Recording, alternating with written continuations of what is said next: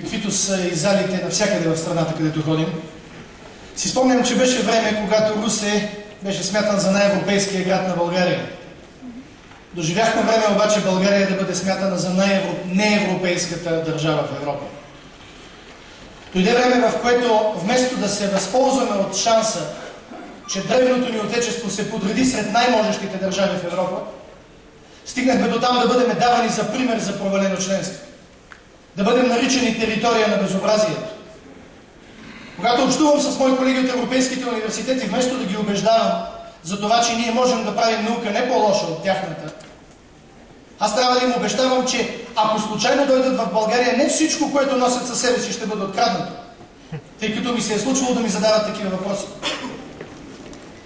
Първата задача, наред законност и справедливост, на изборите за Европейски парламент и в бъдещия Европейски парламент е тази, която подобава на бюлетина номер 1, която съдбата не случайно ни даде.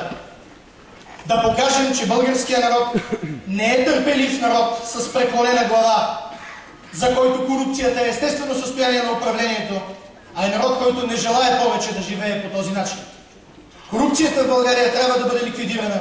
В противен случай ние ще бъдем първата държава в Европейския съюз, за която ясно ще бъде посочен пътя навън.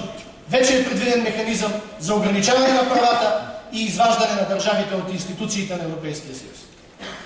Второто, което е изключително важно да бъде разбрано. Дошло е наистина време разделно, тъй като по официални данни на ООН ние сме най-бързо изчезващата нация в света. Поради това за нас е изключително важно да направим политика за насърчаване на образованата раждаемост.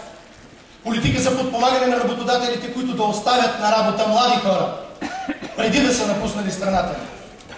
Казва ли някой истината за това колко младежи от Русе са напуснали България само в последните 5 години и вместо да строят древното си отечество, са отишли да строят хотели по испанското крайбрежие.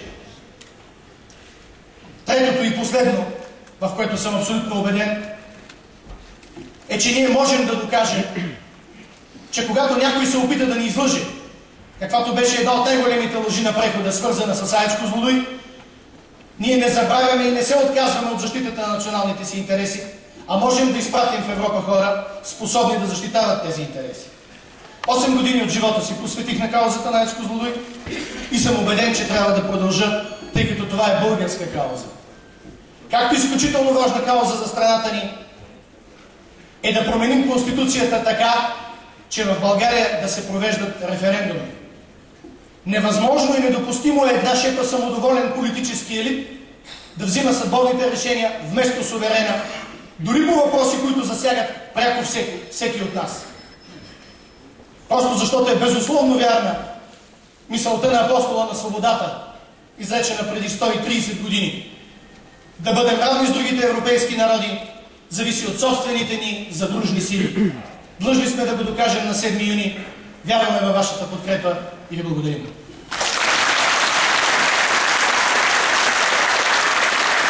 Благодаря, господин Цонев.